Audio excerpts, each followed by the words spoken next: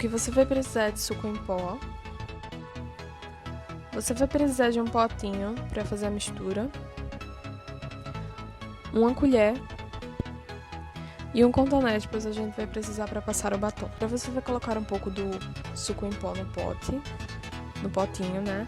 E vai colocar uma colher de água, essa colherzinha aí de água, e vai misturar até dissolver bem.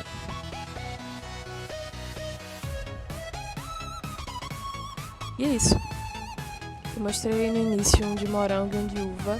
Sim, aí você pode fazer o de uva também, que vai ficar uma cor vinho, uma cor super bonita também. Só que hoje eu decidi fazer o de morango. E é isso.